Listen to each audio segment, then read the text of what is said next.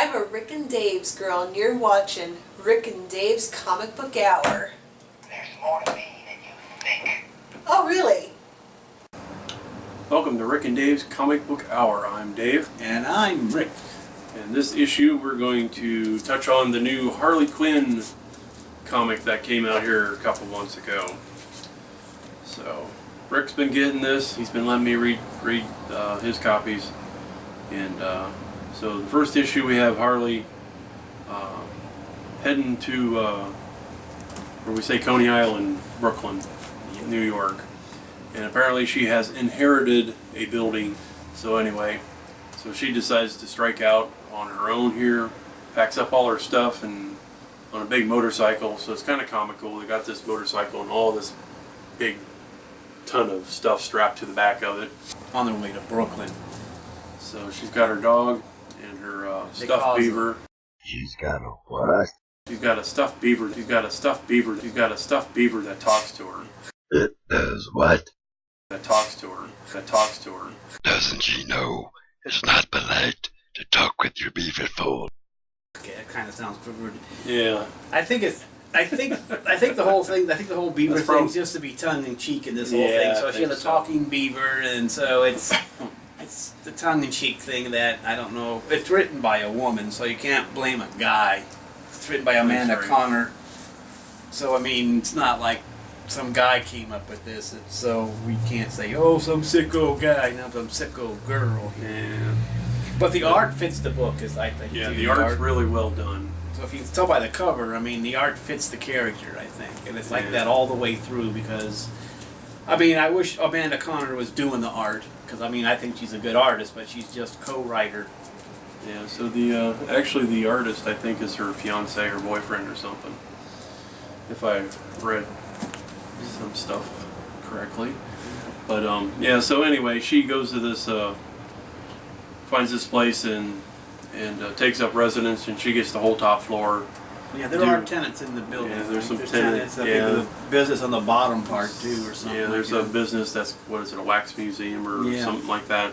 But oh, it has to be a villain wax museum. They're all in all of this real villain being in their shop. Yeah. So they got, of course, the whole place is full of odd characters to go along with Harley being quite the odd girl. And yes, the cat just fell, jumped off the chair and wiped out there. But so this is an introductory issue, of course. You meet the characters, and as you can tell, they're going to be oddballs. She still can't make her mortgage payment with them paying the rent, so she actually has to go out and try and find a job. I think that's in this issue. Yeah, so she's going out and looking for a job too. So she got a roller derby gig, and well, that was in this. Yeah, and something else. She got another derby. couple part-time jobs, and then of course we find out there's a hit been put out on her, and so we got all these various assassins. You have this little pet story about dogs being strayed or stuck in an animal shelter or something and going to be put to sleep. So she somehow rescues them illegally and takes them to her place or something. I think Poison Ivy makes an appearance too here. Yeah. She calls up her friend Poison Ivy to see her new digs. I forget who just put the hit on her. I think it's for a couple million, isn't it? Yeah, that's quite a bit. So we got all kinds of guys showing up trying to kill her, and of course she's just bam, moves on, you know. Now this one, we got the Valentine's Day special. So this is all this. It starts out kind of confusing, but you know, we hear a bunch of gunfire. We don't know who shot who at first, and they're in a tunnel of love. But turns out that there's assassins in there, and she's shooting them all dead. And she comes out with her shotgun, and the owner's like, he didn't know what to do because there's probably like several dead bodies in his tunnel of love after she's got done shooting everybody. So as this story goes on, every guy that meets her falls in love with her. And that's because she ate a berry off of Poison Ivy's plant. Yeah, so she ate this berry, which apparently has some sort of temporary effect of everybody around her falling in love with her. And this cop stops her at one point. There's a girl cop. And lays a big one on her. There you go. But a little girl action going on in there.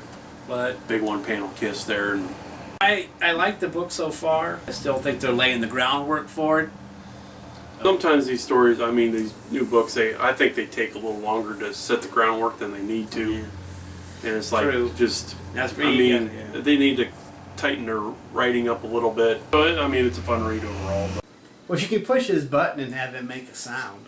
Well, that's what I was gonna do. That was the idea. Can I push your button and make you make a sound? I bet you could. Next, we're going to move on real quick to a new favorite of Dave's, Vampire Diaries. I'm reading this and I'm like, this is effing stupid. So, with that, we'll talk to you later.